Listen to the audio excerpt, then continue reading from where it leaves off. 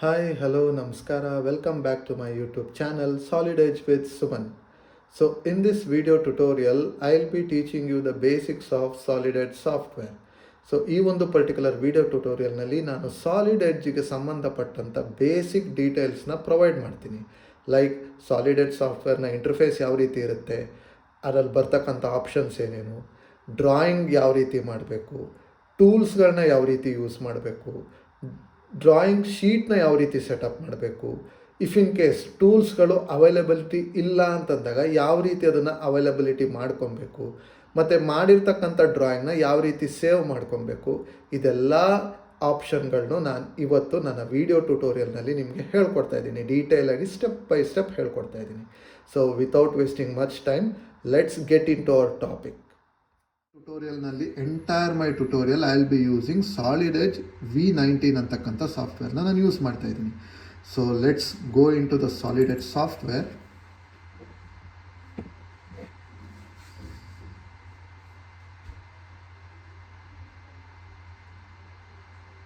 S, so ನಾವು Solid Edge ಸಾಫ್ಟ್ವೇರ್ನ open ಮಾಡಿದ ಕೂಡಲೇ ನಮಗೆ ಈ ಒಂದು ವಿಂಡೋ ಓಪನ್ ಆಗ್ತದೆ. ಈಗ ನಾನೇನು ತೋರಿಸ್ತಾ ಇದ್ದೀನಿ ನಿಮಗೆ, ಈ ವಿಂಡೋ ಓಪನ್ ಆಗ್ತದೆ. ಈ ವಿಂಡೋವಿನ ಲೆಫ್ಟ್ ಟಾಪ್ ಮೋಸ್ಟ್ ಭಾಗದಲ್ಲಿ file, tools, application, manage, help ಅಂತಕ್ಕಂಥ ರಿಬ್ಬನ್ಗಳು ಇದ್ದಾವೆ.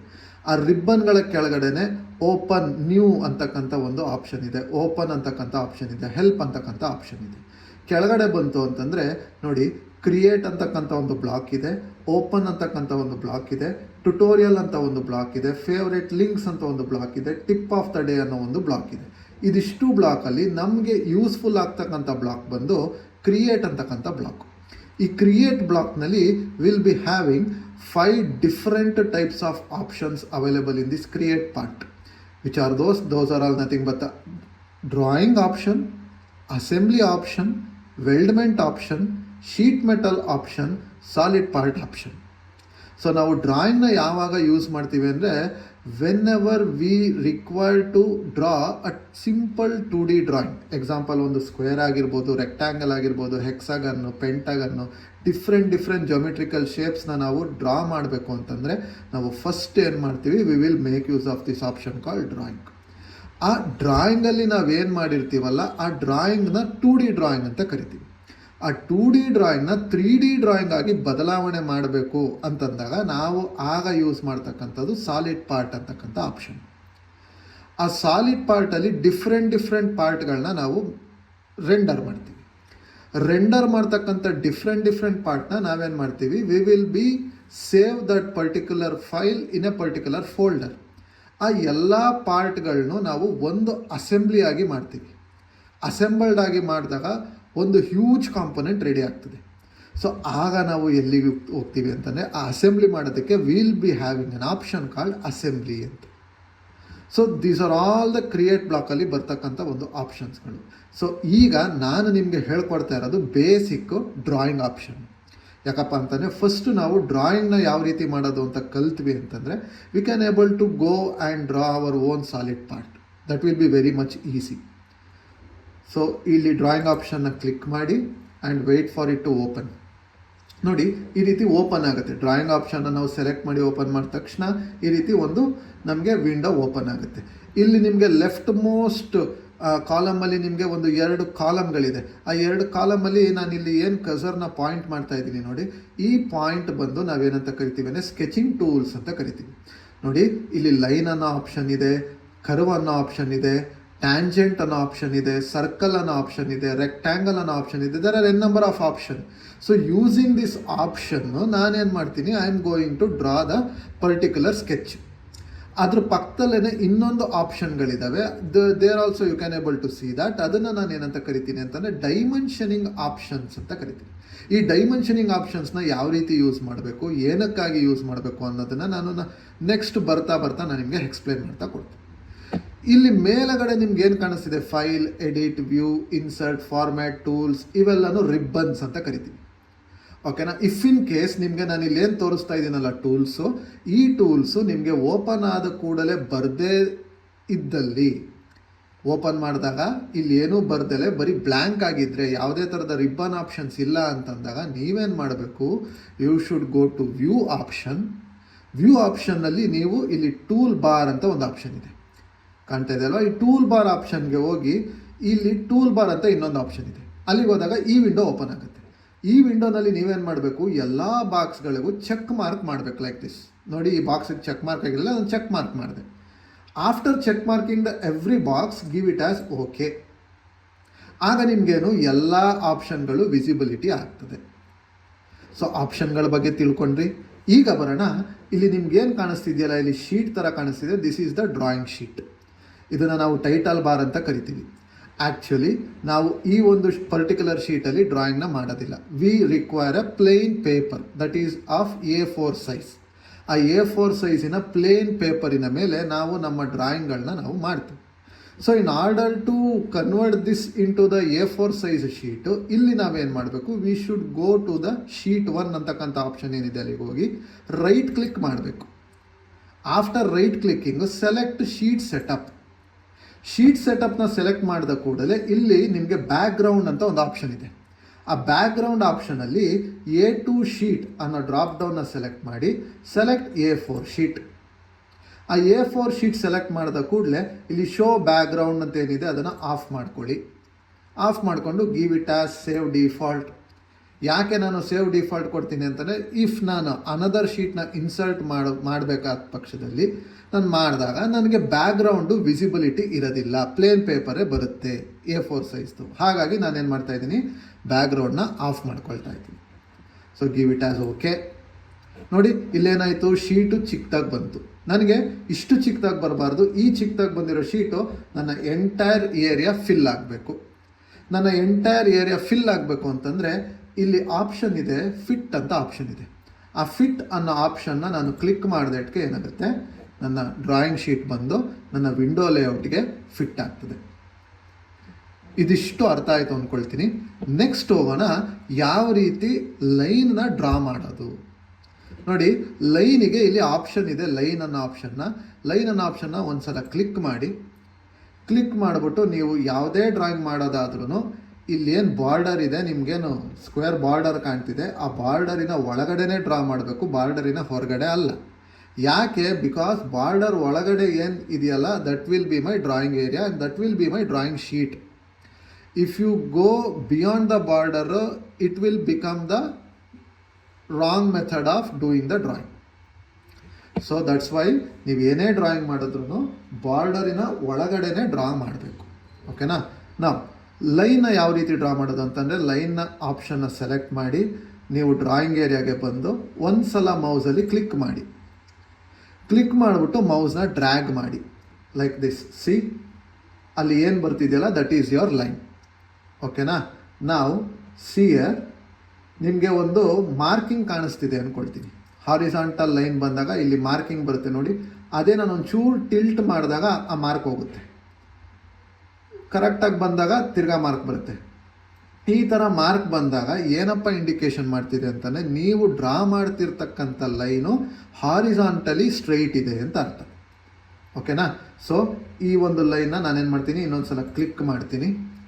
ಕ್ಲಿಕ್ ಮಾಡಿದಾದ್ಮೇಲೆ ನನಗೆ ಇಷ್ಟಕ್ಕೆ ಸಾಕು, ನನಗಿನ್ನೂ ಮುಂದಕ್ಕೆ ಹೋಗೋವಂಥ ಅವಶ್ಯಕತೆ ಇಲ್ಲ. ಆಗ ನಾನೇನು ಮಾಡಬೇಕು, ರೈಟ್ ಕ್ಲಿಕ್ ಮಾಡಬೇಕು ಮೌಸಿಂದ, ಅಥವಾ ನಿಮ್ಮ ಕೀಬೋರ್ಡಲ್ಲಿ ಎಸ್ಕೇಪ್ ಅಂತ ಆಪ್ಷನ್ ಇದೆ, ಎಸ್ಕೇಪ್ ಅಂತ ಬಟನ್ ಇದೆ, ಆ ಬಟನ್ನ ನೀವು ಪ್ರೆಸ್ ಮಾಡಬೇಕು. ಓಕೆನಾ?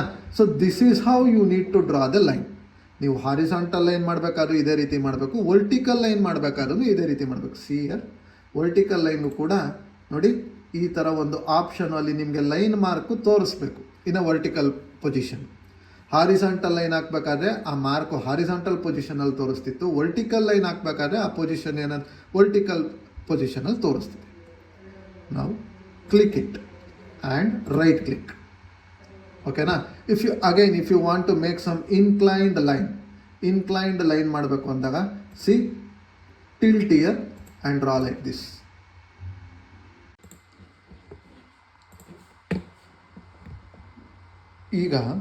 ಈಗ ನಾವು ಲೈನ್ ಯಾವ ರೀತಿ ಡ್ರಾ ಮಾಡೋದು ಅಂತ ನೋಡಿದ್ವಿ. ಸೊ ಇಲ್ಲಿ ಈ ಲೈನ್ ಮೇಲೆ ನಾನು ಕರ್ಸರ್ನ ಮಾರ್ಕ್ ಮಾಡ್ತೀನಿ ನೋಡಿ, ಪಾಯಿಂಟ್ ಮಾಡ್ತೀನಿ. ಪಾಯಿಂಟ್ ಮಾಡಿದಾಗ ಫಾರ್ ಎಕ್ಸಾಂಪಲ್ ನೋಡಿ, ಇಲ್ಲಿ ಲೈನ್ ಆಪ್ಷನ್ ತೊಗೊಳ್ತೀನಿ. ಅಗೈನ್ ನಾನೇನು ಮಾಡ್ತಿದ್ದೀನಿ, ಈ ಸರ್ಕಲ್ಲಿನ ಒಂದು ಯಾವುದೋ ಒಂದು ಪಾಯಿಂಟ್ ಮೇಲೆ ನನ್ನ ಕರ್ಸರ್ನ ಪಾಯಿಂಟ್ ಮಾಡ್ತಾ ಇದ್ದೀನಿ, ನನಗೆ ಒಂದು ಮಾರ್ಕಿಂಗ್ ಬರ್ತಿದೆ ಇಲ್ಲಿ. ಈ ಮಾರ್ಕಿಂಗ್ ಏನು ಸ್ಪೆಸಿಫೈ ಮಾಡುತ್ತೆ ಅಂತಂದರೆ ನನ್ನ ಕರ್ಸರು ಲೈನಿನ ರೈಟ್ ಮೋಸ್ಟ್ ಎಂಡಲ್ಲಿ ಇದೆ ಅಂತ ಅರ್ಥ. ಅದೇನೆ ನಾನು ಇಲ್ಲಿ ತಗೊಬಂದು ಪ್ಲೇಸ್ ಮಾಡಿದಾಗ ಇಲ್ಲೂ ಕೂಡ ಸೇಮ್ ಮಾರ್ಕಿಂಗ್ ಬರ್ತಿದೆ. ಇದರ ಅರ್ಥ ಏನು ಅಂತಂದರೆ ನನ್ನ ಕರ್ಸರು ಲೈನಿನ ಲೆಫ್ಟ್ ಮೋಸ್ಟ್ ಎಂಡಲ್ಲಿ ಇದೆ ಅಂತ ಅರ್ಥ. ಓಕೆನಾ? ಸೊ ಅದೇ ನಾನು ಕರ್ಸರ್ನ ಇಲ್ಲಿ ಬಂದು ಪ್ಲೇಸ್ ಮಾಡ್ತೀನಿ ಅಂತ ಅಂದಾಗ ಈ ಥರ ಮಾರ್ಕಿಂಗ್ ಬರುತ್ತೆ. ಈ ಮಾರ್ಕಿಂಗ್ ಅರ್ಥ ಏನಪ್ಪ ಅಂತಂದರೆ ನಾನು ಸ್ಟ್ರೈಟ್ ಲೈನಲ್ಲಿ ನನ್ನ ಕರ್ಸರು ಯಾವುದೋ ಒಂದು ಪಾಯಿಂಟ್ ಮೇಲೆ ಮಾರ್ಕ್ ಆಗ್ತಿದೆ ಅಂತ ಅರ್ಥ. ಓಕೆನಾ? ಅದೇ ಕರ್ಸರ್ ಒಂಚೂರು ಚೇಂಜ್ ಮಾಡ್ತೀನಿ, ಲೈನಿನ ಮಿಡ್ ಪಾಯಿಂಟ್ ಮೇಲೆ ನನ್ನ ಕರ್ಸರು ಮಾರ್ಕ್ ಆಗ್ತಿದೆ ಅಂತ ಅರ್ಥ. ಇದೆಲ್ಲ ಬೇಸಿಕ್ಸ್, ಇದು ತುಂಬ ಬೇಸಿಕ್ಸು, ಇದು ತಿಳ್ಕೊಂಡಿರ್ಬೇಕು ನಮಗೆ. ಈಗ ನೆಕ್ಸ್ಟು ಹಾರಿಸಾಂಟಲ್ ಲೈನ್ ಹಾಕೋದು ಗೊತ್ತಾಯಿತು, ವರ್ಟಿಕಲ್ ಲೈನ್ ಹಾಕೋದು ಗೊತ್ತಾಯಿತು. ಈಗ ನಾನು ಲೈನ್ನ ಯೂಸ್ ಮಾಡಿಕೊಂಡು ಇಂತಿಷ್ಟೇ ಎಕ್ಸಾಂಪಲ್ 50 mm ಲೈನ್ ಡ್ರಾ ಮಾಡಬೇಕು, 10 mm ಲೈನ್ ಡ್ರಾ ಮಾಡಬೇಕು, 20 mm ಲೈನ್ ಡ್ರಾ ಮಾಡಬೇಕು. ಯಾವ ರೀತಿ ಮಾಡೋದು ಅನ್ನೋದನ್ನು ನಾನು ನಿಮಗೆ ಹೇಳ್ಕೊಡ್ತೀನಿ. See again go to line ಆಪ್ಷನ್ಗೆ ಹೋಗಿ ನಿಮ್ಮ ಡ್ರಾಯಿಂಗ್ ಏರಿಯಾಗೆ ಬನ್ನಿ. ಈ ಡ್ರಾಯಿಂಗ್ ಏರಿಯಾ ಮೇಲೆ ಕ್ಲಿಕ್ ಮಾಡಿ ನೀವು. ಓಕೆನಾ? ಕ್ಲಿಕ್ ಮಾಡ್ತಾ ಇದ್ದಂಗೆ ನೋಡಿ ನಿಮಗೆ ಇಲ್ಲಿ ಆಪ್ಷನ್ನು ಲೆಂತ್ ಅಂತ ಆಪ್ಷನ್ ಇದೆ ನೋಡಿ, ಈ ಆಪ್ಷನ್ನು ವೇರಿ ಆಗ್ತಾ ಬರುತ್ತೆ. ಸೇ ಫಾರ್ ಎಕ್ಸಾಂಪಲ್ ನೀವು ಲೈನ್ ಬಂದು 50 mm ಹಾಕಬೇಕು ಅಂತ ಇರುತ್ತೆ, 50 mm ಡ್ರಾ ಮಾಡಬೇಕು ಅಂತ ಇರುತ್ತೆ. ಸೊ ಆಗ ಏನು ಮಾಡ್ತೀರಿ, ನಿಮ್ಮ ಕೀಬೋರ್ಡಲ್ಲಿ 50 ಅಂತ ಪ್ರೆಸ್ ಮಾಡಿ, give it as enter and give it as okay. C ನಾವು ನಿಮ್ಮ 50 mm ಲೈನು ರೆಡಿ ಆಗಿದೆ, ಡ್ರಾ ಆಗಿದೆ. ಅದೇನೇ ಈಗ ನಾನು 100 mm ಒಂದು ಲೈನ್ ಹಾಕಬೇಕು ಅಂದ್ಕೊಳ್ಳೋಣ. 100 mm, ಸಿ 100 mm. ಸರ್ ನನಗೆ ಹಾರಿಸಾಂಟಲ್ ಲೈನ್ ಬೇಡ, ವರ್ಟಿಕಲ್ ಲೈನ್ ಬೇಕು. Vertical line, C vertical line also same, vertical 50 and again 100. See, this is how you need to draw horizontal line as well as vertical line with specified length. Okay na? Now using this line command, let me draw a square for you people, square and rectangle.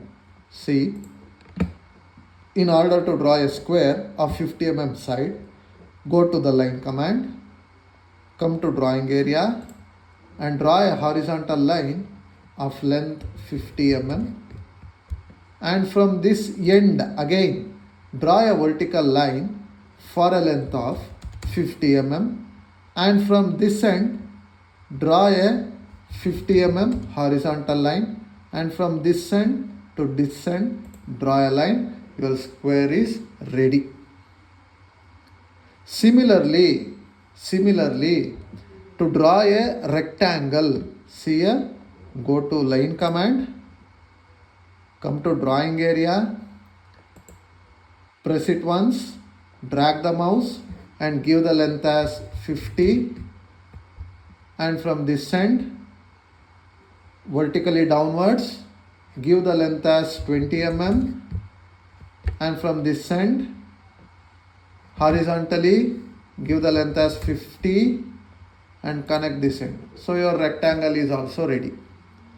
So ನೀವು ಈ ಒಂದು ಟ್ಯುಟೋರಿಯಲ್ನಲ್ಲಿ line ಕಮಾಂಡ್ನ ಯಾವ ರೀತಿ ಉಪಯೋಗಿಸೋದು, line ಕಮಾಂಡ್ನ ಯಾವ ರೀತಿ horizontal ಆಗಿ ಯಾವ ರೀತಿ ಲೈನ್ ಹಾಕಬೇಕು, ಯಾವ ರೀತಿ ವರ್ಟಿಕಲ್ ಆಗಿ ಲೈನ್ ಹಾಕಬೇಕು, ಲೈನ್ ಸ್ಪೆಸಿಫೈಡ್ ಲೆಂತ್ ಎಕ್ಸಾಂಪಲ್ 50 ಆಗಿರ್ಬೋದು, 100 ಆಗಿರ್ಬೋದು, 200 ಆಗಿರ್ಬೋದು, ಅವ್ರು ಎಷ್ಟು ಕೇಳಿರ್ತಾರೆ ಅಷ್ಟಕ್ಕೆ ನಾನು ಸ್ಪೆಸಿಫೈಡ್ ಲೆಂತ್ ಯಾವ ರೀತಿ ಡ್ರಾ ಮಾಡಬೇಕು, ಅದಾದಮೇಲೆ ಲೈನ್ನ ಯೂಸ್ ಮಾಡಿಕೊಂಡು ನಾನು ಯಾವ ರೀತಿ ಸ್ಕ್ವೇರ್ ಹಾಕಬೇಕು, ಯಾವ ರೀತಿ ರೆಕ್ಟ್ಯಾಂಗಲ್ ಹಾಕಬೇಕು ಅನ್ನೋದನ್ನು ಕಲ್ತಿದ್ದೀರಿ. ಸೊ ಈಗ ನಾವು ಏನು ಮಾಡಿದ್ದೀವಲ್ಲ ಈ ಡೇಟಾನ ನಾವು ಸೇವ್ ಮಾಡಬೇಕು ಅಂದಾಗ ನಾವು ಯಾವ ರೀತಿ ಈ ಫೈಲ್ನ ಸೇವ್ ಮಾಡಬೇಕು ಅಂತ ಹೇಳ್ಕೊಡ್ತೀನಿ ನೋಡಿ. ಸೊ ನಿಮ್ಮ ಲೆಫ್ಟ್ ಮೋಸ್ಟ್ ಟಾಪ್ ಕಾರ್ನರಲ್ಲಿ ಫೈಲ್ ಅಂತಕ್ಕಂಥ ಒಂದು ಆಪ್ಷನ್ ಇದೆ. Go to that option and select the file option. In that file option select save as. Okay, so in that save as ಇಲ್ಲಿ ಡೆಸ್ಕ್ಟಾಪ್ ಅನ್ನೋದನ್ನು ಸೆಲೆಕ್ಟ್ ಮಾಡ್ಕೊಬೇಕು. ಓಕೆನಾ? ಸೊ ಡೆಸ್ಕ್ಟಾಪ್ ಮೇಲೆ create a folder. I will create it in my solid edge with Suman. Solid edge with Suman ಅಂತ ಒಂದು folder name ಮಾಡಿ ಅದರಲ್ಲಿ ನಾನು ಇವತ್ತು ಏನು ವರ್ಕ್ ಮಾಡಿದ್ದೀನಿ ಅದನ್ನು ನಾನು ಸೇವ್ ಮಾಡ್ತಾಯಿದ್ದೀನಿ. So this is how you people also should do the same and save your file.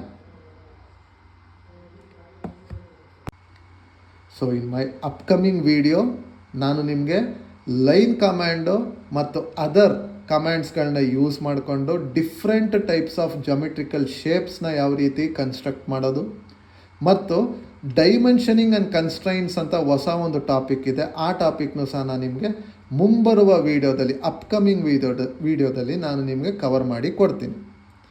So ಈ ಒಂದು ಕಂಟೆಂಟು ನಿಮಗೆ ಯೂಸ್ಫುಲ್ ಆಗಿದ್ದಲ್ಲಿ hit the like button, comment below, share the video and don't forget to subscribe to my YouTube channel Solid Edge with Suman. Thank you for watching this video.